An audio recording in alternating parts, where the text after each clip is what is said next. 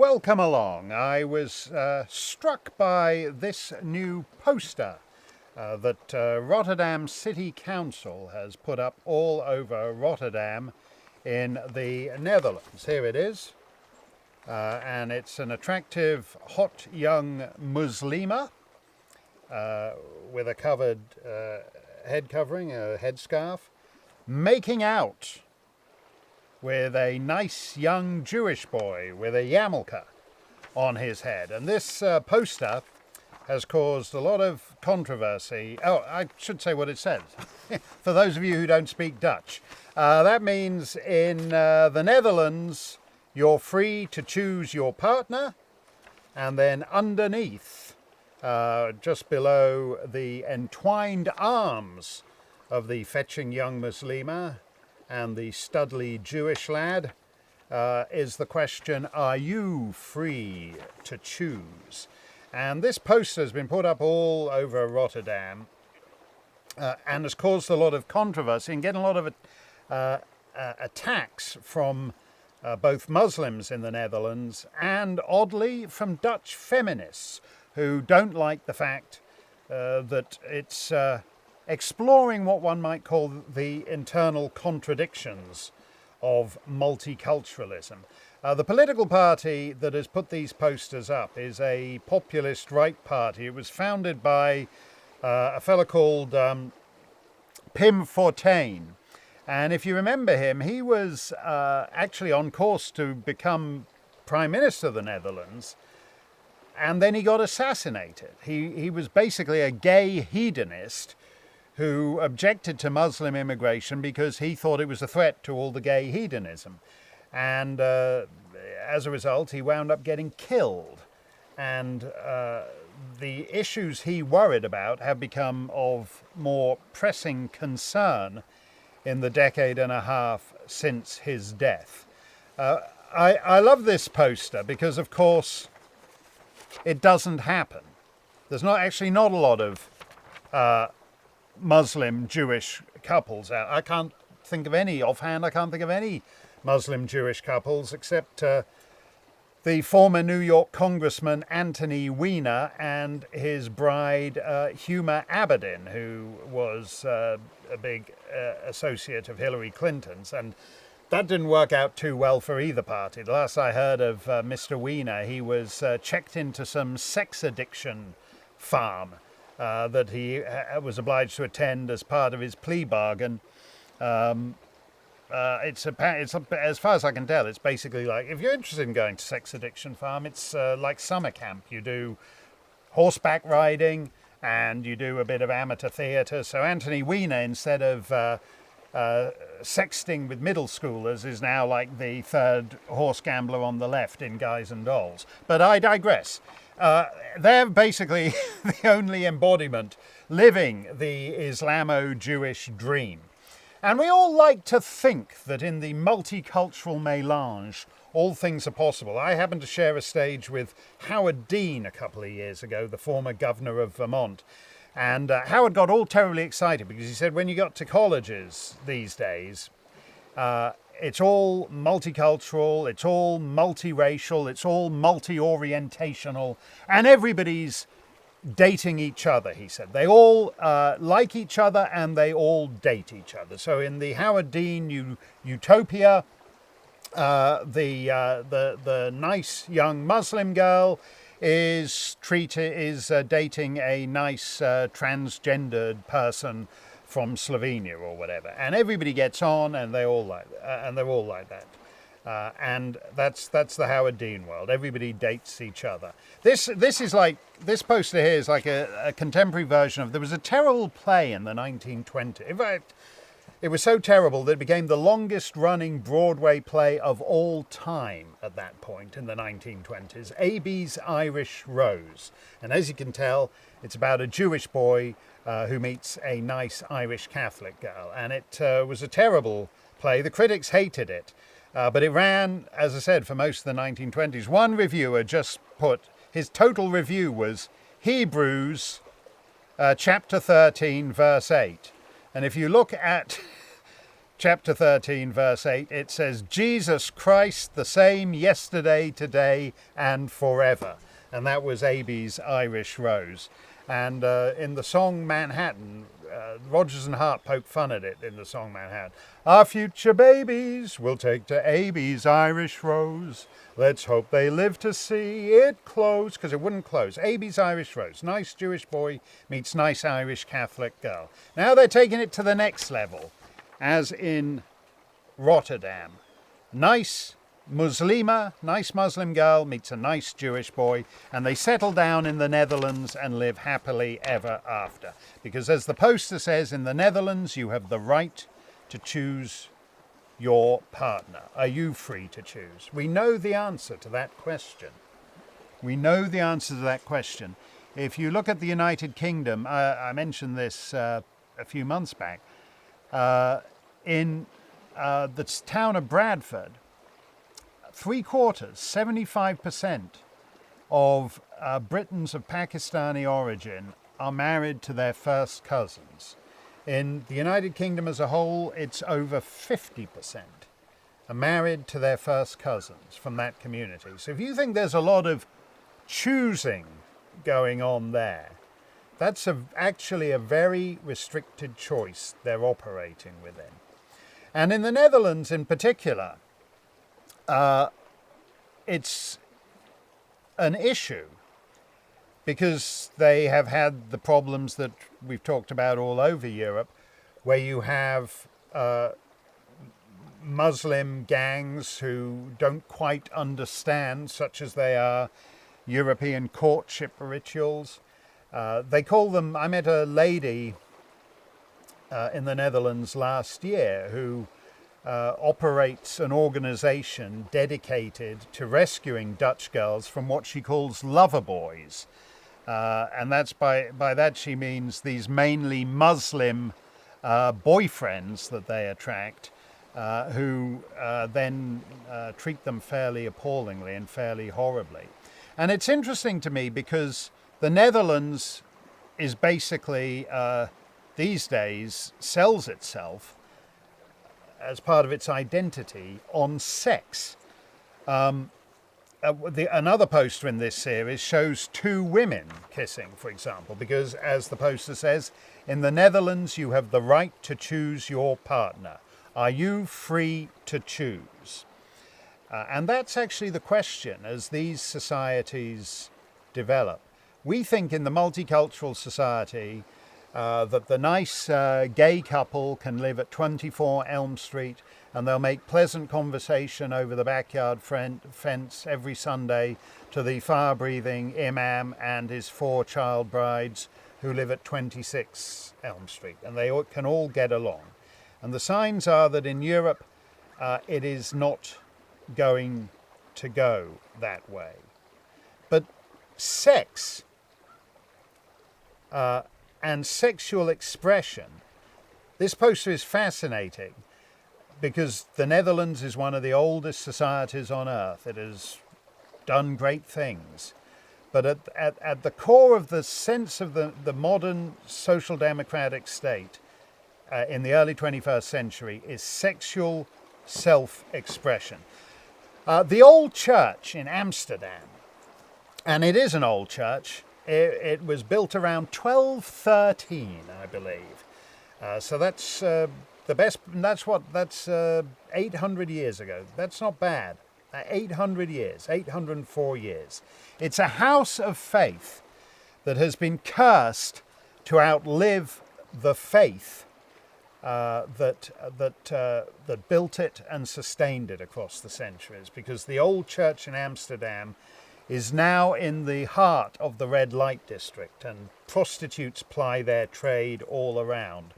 And they put statues up there. The two most impressive pieces of art around the old church square are a hand clasping a human breast, and then another one of a lady called Bella, and they're dedicating that to all the sex workers of the world. And so outside this old church in Amsterdam, you feel only the absence of God, but you are certainly in the presence of sex, which is a kind of secular religion in the modern social democratic state. I was at a hotel in Maastricht in southeastern Netherlands, just across the border from Belgium, where the famous Maastricht Treaty setting up the European Union was signed. And it had this rather unappealing pool, and we were all sitting around the pool, various Dutch people and persons from other parts of the continent, and we were all making chit-chat. And there were a couple of young covered women kind of bathing in their big billowing burkinis or whatever they're meant to be. And being nice multicultural Europeans, everyone was trying to welcome the two women into the chit-chat and the general conversation around the pool. But they didn't really participate. And at one point I actually tried to engage both the two young women in conversation, and they shook their heads. And one of them said, "My brother would," and then she made a throat-cutting motion. And I don't know whether she meant that he would cut my throat or that he would cut her throat for talking to me. But it was pretty clear that getting any further in the conversation was going to be difficult. And it's that way all over Muslim women in Europe. And you can try that for yourself if you happen to be in almost any area and want to get talking to it. And in fact, also from not from Rotterdam, but from Amsterdam, I tried it again, talking to another couple of young women. Word goes out somehow. It's like if the FBI and MI5 had the alleged terrorists under this kind of surveillance, nothing would ever blow up. No one would ever ride a car onto the sidewalk and kill a bunch of people. It would never happen. Because you start talking to any Muslim women in the streets of Amsterdam, as I did, and literally within 90 seconds, a guy appears and is sort of standing to one side of you, and then a couple of other guys appear on the other side of you, and pretty soon you're actually surrounded by young Muslim men there to make sure that the conversation with the young Muslim woman doesn't go anywhere. So this poster can't actually happen. And in fact, the more women in head coverings that you see in Europe, the less of this guy's head covering you see. Because as increasingly the rabbis commend to their flocks in the dwindling Jewish populations of France and Germany and Belgium and the Netherlands, a young Jew is advised to go walking around European cities without any identifying marks of his faith. That's Europe in the year 2017. Rabbis advise young Jewish guys not to go out wearing this because there are too many people wearing that. And the more Muslim the cities of Europe grow, the more you're unlikely to see what this guy's got on the top of his head. These are the internal contradictions of multiculturalism. There was another one in the news the other day from Tower Hamlets, which sounds almost bucolic, but is in fact a rather dreary and unattractive part of the East End of London. I believe so called because the yeomen who used to guard the Tower of London were recruited there. Tower Hamlets. It's no point looking for yeomanry for the Tower of London in Tower Hamlets these days. It's all but seceded from the United Kingdom and is basically the Islamic Emirate of Tower Hamlets. And there was a big story in the British papers about a Christian girl, which doesn't really mean much except that she's, white and ethnically English, who was fostered out to a Muslim foster family who wanted her not to go around with a crucifix, wanted her to cover her head, and wanted her to speak Arabic. in Tower Hamlets in the East End of London. And that's the future in Tower Hamlets, because there were basically no other families to foster out the kid to. And it was a rather poignant symbol, because on the one hand you had this, there were complex reasons why the mother had had to put up the child and put her out for fostering.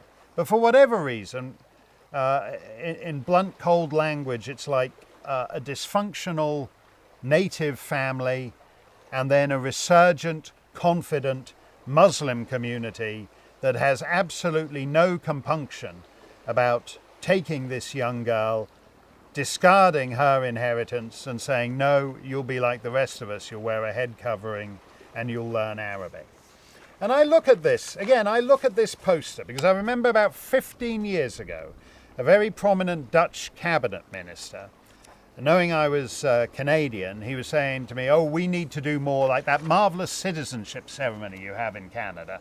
And I had to stifle a laugh, because if your assimilation is so bad that you look to Canada as a model, you're in trouble. That Canadian citizenship ceremony isn't much of a big deal. You stand there, everybody takes their oath of allegiance to the Queen, and then they sing "O Canada," and then boom, that's it, you're Canadian.